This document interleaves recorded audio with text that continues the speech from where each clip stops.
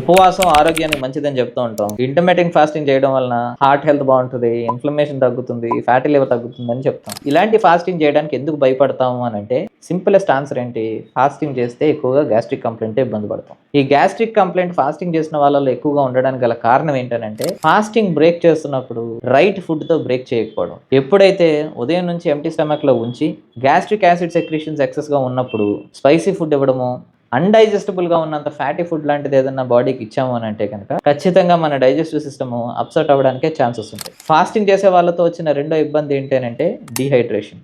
చాలామంది ఫాస్టింగ్ పీరియడ్లో ఉన్నప్పుడు ఫుడ్తో పాటు వాటర్ని కూడా నెగ్లెక్ట్ చేస్తారు. వాటర్ నెగ్లెక్షన్ ఎప్పుడైతే జరిగిందో బాడీ డీహైడ్రేషన్ గురవడానికి ఛాన్సెస్ ఉంటాయి. ఈ డీహైడ్రేషన్ నుంచి తలపోటు రావచ్చు, యూరిన్ పచ్చగా అవ్వడానికి ఛాన్సెస్ ఉంటాయి, రాత్రి నిద్ర కూడా ఫ్రీగా పట్టకుండా ఉండడానికి ఛాన్సెస్ ఉంటాయి. మూడోది ఏంటంటే ఎలక్ట్రోలైట్ ఇంబ్యాలెన్స్. ఎప్పుడైతే కటిక ఉపవాసాల్లో ఉంటామో మన బాడీలో కావాల్సిన ఎలక్ట్రోలైట్స్ అందవు. కాల్షియం, పొటాషియం, మెగ్నీషియం, సోడియం ఇలాంటి ఎలక్ట్రోలైట్స్ ఎప్పుడైతే అందలేదో ఖచ్చితంగా మనలో తెలియని నీరసం, లో బీపీ వచ్చినట్టు కావడం, కళ్ళు తిరుగుతున్నట్టు కావడం, రాత్రి పడుకున్నప్పుడు కాళ్ళ పిక్కలు పట్టేయడం, క్రాంప్స్ లాంటివి వచ్చి చాలా ఇబ్బందికి గురవడానికి ఛాన్సెస్ ఉంటాయి. సో నెక్స్ట్ టైం నుంచి మీలో ఎవరైనా ఇంటర్మీడియట్ ఫాస్టింగ్ చేస్తున్నా, ఉపవాసాలు ఉంటున్నా, ఎలక్ట్రోలైట్స్ని నెగ్లెక్ట్ చేయొద్దు. వాటర్ ఇంటేక్ని పర్ఫెక్ట్గా మెయింటైన్ చేయండి.